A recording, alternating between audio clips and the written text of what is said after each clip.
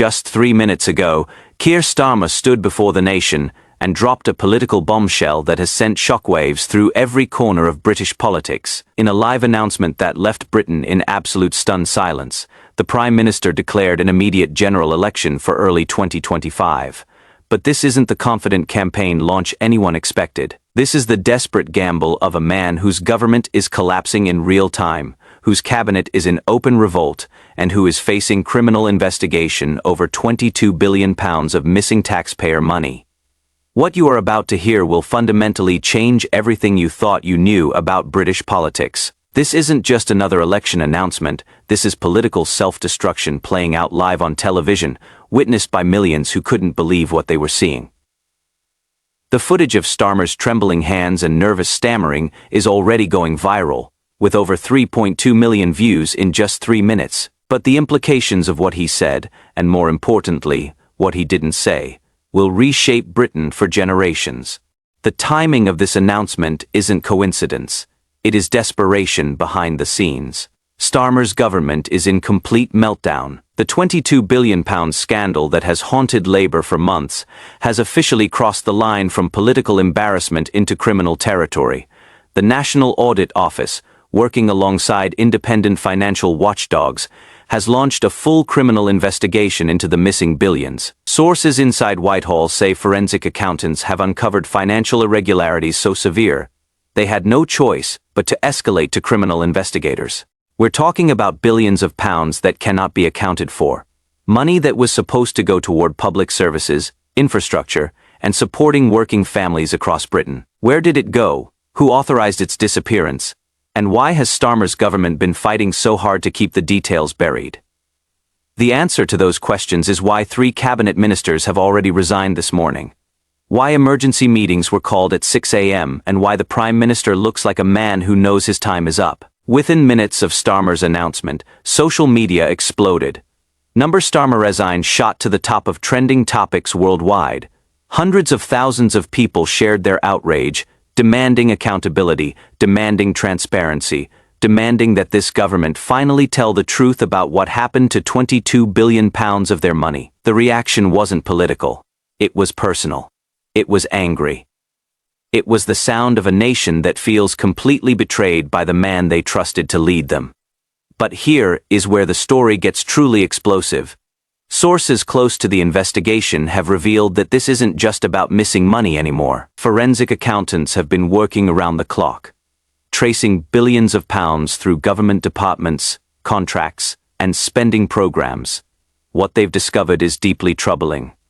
Massive sums were allocated to projects that never materialized. Contracts worth hundreds of millions were awarded to companies with questionable credentials and even more questionable connections to senior Labour figures. The National Audit Office has taken the extraordinary step of referring multiple aspects of this case to criminal investigators. This doesn't happen over minor accounting errors. This happens when there is credible evidence that laws may have been broken, that public funds may have been stolen or misused, and that individuals may have personally enriched themselves at the expense of the nation. The fact that we've reached this point tells you everything about the severity of what has been uncovered. Starmer can dismiss this as political theatre all he wants, but the investigators aren't playing politics. They're following the money, and the trail is leading straight to the heart of his government. Senior members of his cabinet are reportedly under scrutiny. Ministers who stood beside him defending his policies are now facing questions about their own involvement in this disaster. Some have already begun distancing themselves, suddenly finding reasons to skip public appearances and dodge journalist questions. Inside Labour headquarters, the situation has shifted from panic to despair. Party officials who once believed they were heading toward electoral victory are now preparing for historic defeat. Internal polling shows Labour's support has collapsed in key battleground constituencies. Voters who were solidly behind the party just months ago are now saying they'll stay home or switch to Reform UK or the Conservatives. The £22 billion scandal has become a symbol of everything people distrust about politicians. The protests that were already growing outside Downing Street have now doubled in intensity. Crowds are chanting for Starmer's resignation, demanding he face the criminal investigation before hiding behind another election campaign. Union leaders who once stood shoulder to shoulder with Labour are calling emergency meetings to discuss withdrawing their support. The coalition that brought Starmer to power is fracturing before our eyes. But the most devastating blow came from within his own party. What was supposed to be a moment of unity has turned into open civil war. Senior MPs who have privately grumbled about Starmer's leadership for months are now going public with their criticisms. One shadow cabinet member, speaking anonymously, told reporters that Starmer has lost the confidence of the parliamentary party. Another described the mood as panic mixed with fury. Emergency meetings are happening behind closed doors away from the press, where MPs are deciding whether to pull the trigger on their own leader. The vote of no confidence that was once unthinkable is now being actively discussed. Backbenchers are counting numbers, whipping support, preparing for a showdown that could remove Starmer before Election Day even arrives. The arithmetic is brutal. A significant portion of the parliamentary party believes keeping Starmer means guaranteed defeat, while replacing him offers at least a slim chance of survival. The criminal investigation adds a dimension that makes everything more volatile. We're not just talking about political damage anymore. We're talking about the very real possibility that members of Starmer's inner circle could face prosecution. Investigators are reportedly looking at whether funds were deliberately misallocated, whether there was coordination to hide the scale of the financial disaster, and whether any individuals personally benefited from the chaos. Rishi Sunak and the Conservatives have launched a relentless attack, hammering Starmer on every front. They're calling him unfit to lead, unfit to manage the nation's finances, unfit to be trusted with Britain's future. This is no longer about policy differences. This has become a referendum on trust, on competence, on whether Starmer and Labour can be believed about anything. Every Conservative campaign event hammers the same message. Labour lied about the economy. Labour hid a £22 billion disaster. And Labour cannot be trusted. Reform UK has been equally aggressive. Nigel Farage personally called this scandal the biggest betrayal of taxpayers in living memory. He is positioning Reform as the only party willing to clean house, the only party that hasn't been corrupted by Westminster games. His message is resonating with voters who feel betrayed by both major parties. Voters who looked at Starmer as a fresh start and now feel conned all over again. Reform's poll numbers are surging, pulling support directly from Labour in working-class constituencies that were supposed to be Starmer's stronghold. The grassroots anger is palpable. Across the country, ordinary people are expressing fury in ways politicians ignore at their peril. Town halls are flooded with angry constituents demanding answers from their Labour MPs. Local party offices are receiving torrents of emails from members threatening to quit. Long-time Labour supporters, people who have voted for the party their entire lives, are publicly declaring they cannot in good conscience support Starmer. The protests outside Downing Street have grown from hundreds to thousands. They carry signs demanding resignation, chanting slogans about corruption and accountability. They represent a cross-section of British society united in their fury at what their government has done. The police presence has increased, barriers erected, but the anger keeps building. This isn't something that can be managed with press releases. This is a genuine crisis of legitimacy. Even within his cabinet, cracks are appearing that cannot be papered over. Ministers who publicly defend Starmer are privately expressing serious doubts.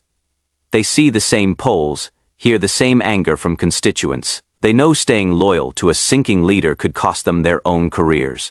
Some are already positioning themselves for what comes next, building alliances, testing waters for potential leadership challenges. What makes this scandal even more explosive is Starmer's response, or rather his complete failure to respond with anything resembling honesty. Instead of addressing the investigation head-on, instead of providing the transparency he once promised, Starmer has retreated into defensive talking points. He blames the media for sensationalism, the opposition for playing politics, even members of his own party for leaking information. Everyone is to blame except the man who sits at the very top. The British public can see through this act. They've heard these excuses before from politicians who got caught and refused to take responsibility. The contrast with Starmer's promises when he first took office couldn't be more stark. He promised to restore integrity to British politics, promised transparency and accountability, promised his government would be different. Those words ring hollow now. They sound like cruel jokes, The man who lectured others about ethics is now at the center of a criminal investigation. The man who demanded accountability from opponents refuses to provide any himself. The hypocrisy is breathtaking, and voters won't forget it. His approval ratings, already at historic lows, are cratering further. Polls conducted in the last 48 hours show a majority of British voters believe Starmer should resign before any election takes place. Sources close to the investigation have revealed that forensic accountants discovered a pattern of financial irregularities spanning multiple government departments. Contracts worth hundreds of millions were awarded without proper oversight. Projects that received massive funding never delivered promised outcomes. Money simply vanished into a bureaucratic black hole, with no one apparently responsible for tracking where it went. The investigation has uncovered evidence of systematic failure at best, coordinated corruption at worst. Either way, the British taxpayer has been robbed, and someone needs to answer for it. The fact that investigators felt compelled to escalate this to criminal level tells you everything about the severity of what they've found. This isn't about accounting mistakes or bureaucratic mishaps. This is about potential law-breaking at the highest levels of government. What is particularly damaging is the growing list of names connected to the scandal.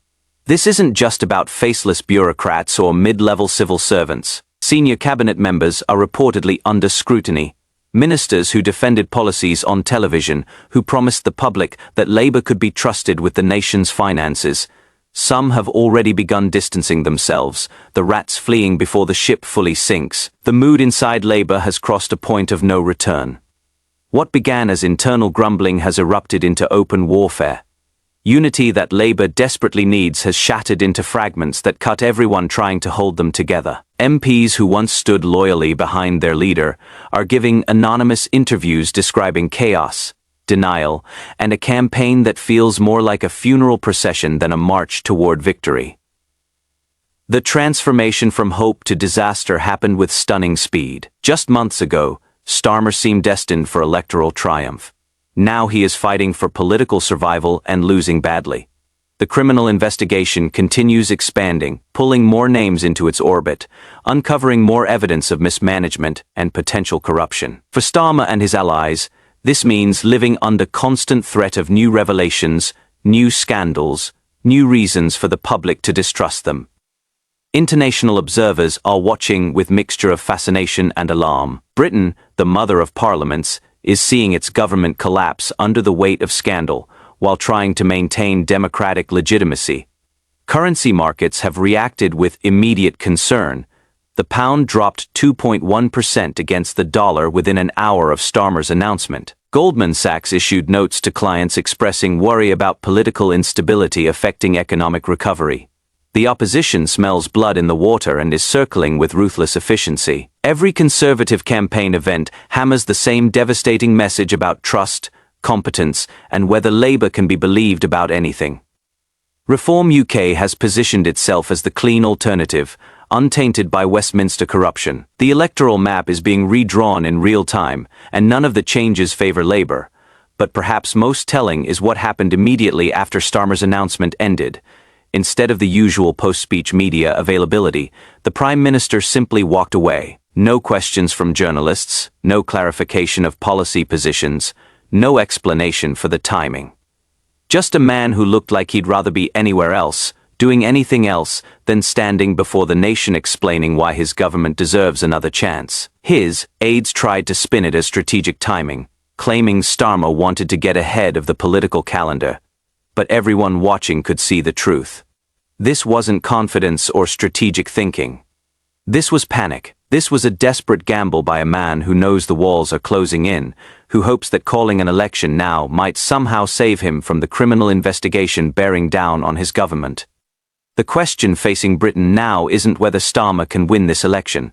The evidence suggests he cannot. Every metric points toward disaster: collapsing poll numbers, cratering approval ratings, a criminal investigation showing no signs of slowing, and a party more divided than it has been in decades. The question is whether Labour can survive this election with Starmer at the helm, or whether they'll finally find the courage to remove him before he drags the entire party into oblivion. What we witnessed today wasn't just an election announcement. It was the moment a government lost all credibility, a party lost its way, and a leader lost touch with reality. Starmer wanted to be remembered as the man who saved the Labour Party. Instead, he may go down in history as the man who destroyed it. The reckoning has arrived, and there is nowhere left to hide.